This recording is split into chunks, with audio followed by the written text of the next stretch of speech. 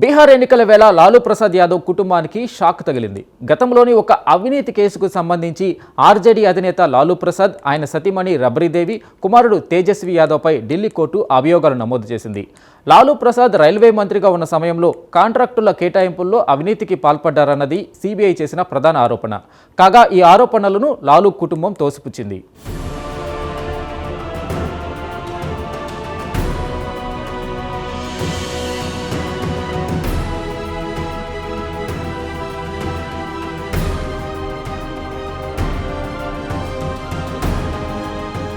బీహార్లో రాజకీయ వాతావరణం వేడెక్కింది. నవంబర్ నెలలో 2 దశల్లో పోలింగ్ జరగబోతుంది. ఈ నేపథ్యంలో రాష్ట్రీయ జనతాదళ్ పార్టీ అధినేత లాలూ ప్రసాద్ యాదవ్ కుటుంబానికి షాక్ తగిలింది.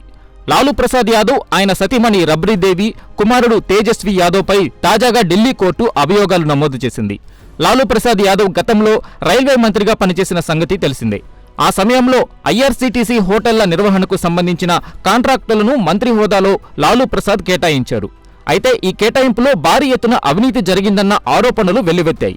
ఈ నేపథ్యంలో మోసం, కుట్ర, అవినీతి నిరోధక చట్టం కింద ఢిల్లీలోని రౌజ్ అవెన్యూ కోర్టు లాలూ కుటుంబంపై అభియోగాలు నమోదు చేసింది. రైల్వే మంత్రిగా తనకున్న అధికారాన్ని లాలూ ప్రసాద్ దుర్వినియోగం చేశారని ఢిల్లీ కోర్టు ఈ సందర్భంగా వ్యాఖ్యానించింది. కాగా అభియోగాలు నమోదు చేసిన నేపథ్యంలో లాలూ, రబ్రీదేవి, తేజస్వి యాదవ్ త్వరలో విచారణ ఎదుర్కోవాల్సి ఉంటుంది.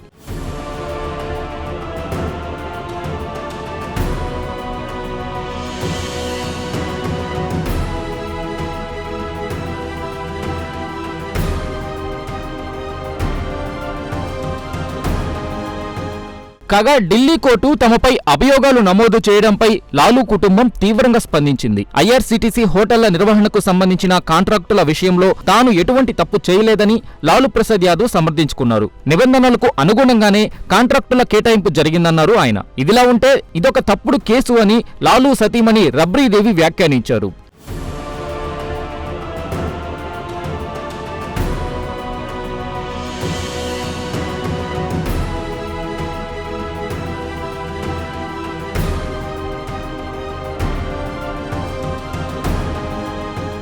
ఈ అభియోగాలకు సంబంధించిన వివరాలలోకి వెళితే 2004 నుంచి 2009 వరకు రైల్వే మంత్రిగా లాలూ ప్రసాద్ పనిచేశారు. ఆ సమయంలో ఐఆర్సీటీసీ కాంట్రాక్టుల కేటాయింపుల విషయంలో అవినీతి జరిగిందనేది లాలూ ప్రసాద్ కుటుంబంపై వచ్చిన ప్రధాన ఆరోపణ. ఈ కాంట్రాక్టులను సుజాత హోటల్ సంస్థకు అందజేసినట్లు సిబిఐ దర్యాప్తులో వెల్లడైంది. కాగా ఈ సాయం చేసినందుకు లాలూ ప్రసాద్ కుటుంబానికి ఒక బినామీ కంపెనీ ద్వారా 3 ఎకరాల భూమి లభించిందని సిబిఐ ఆరోపించింది. ఈ అవినీతి వ్యవహారానికి సంబంధించి 2017లో సిబిఐ ఎఫ్ఐఆర్ నమోదు చేసింది. కాగా నిందితులపై ఢిల్లీ కోర్టు తాజాగా అభియోగాలు నమోదు చేసింది.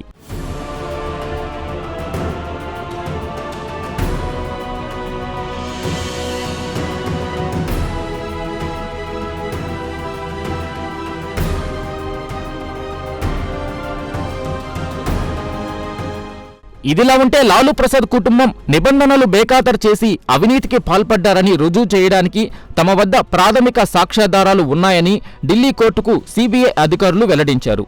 అయితే సిబిఐ అధికారుల వాదనను లాలూ ప్రసాద్ న్యాయవాది తోసిపుచ్చారు.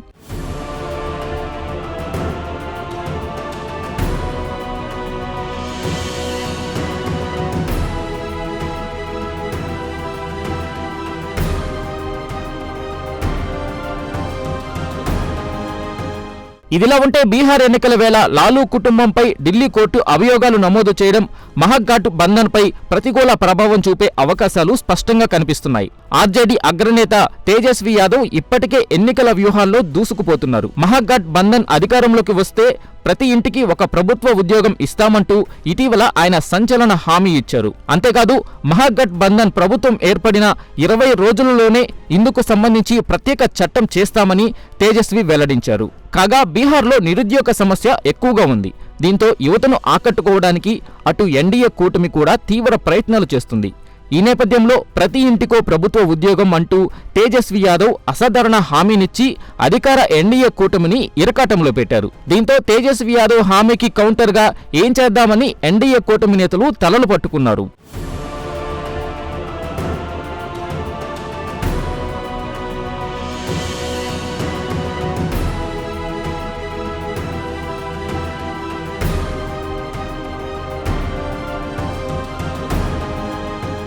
అంతేకాదు ఆర్జేడీ అగ్రనేతగా తేజస్వి యాదవ్ బీహార్ యువతలో తనకంటూ ఒక ఇమేజ్ తెచ్చుకున్నారు.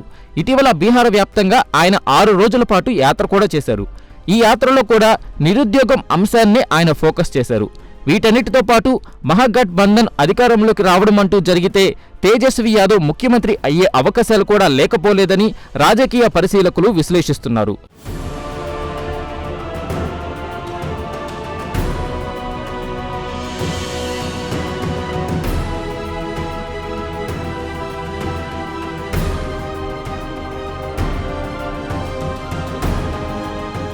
కాగా తాజా ఎపిసోడ్ను తమకు అనుకూలంగా ఎన్డీఏ కూటమి నేతలు ప్రచారం చేసుకోవడానికి సన్నద్ధమవుతున్నట్లు పాట్నా రాజకీయ వర్గాల సమాచారం. ప్రధానంగా తేజస్వి యాదవ్పై వచ్చిన అవినీతి ఆరోపణలను ఎన్నికల ప్రచారంలో ఎన్డీఏ కూటమి నేతలు ఆయుధాలుగా వాడుకునే అవకాశాలు కనిపిస్తున్నాయి. మరికొన్ని రోజుల్లో పోలింగ్ జరగనున్న తరుణంలో లాలూ కుటుంబంపై అభియోగాలు నమోదు కావడం విపక్ష కూటమికి నిస్సందేహంగా షాకే.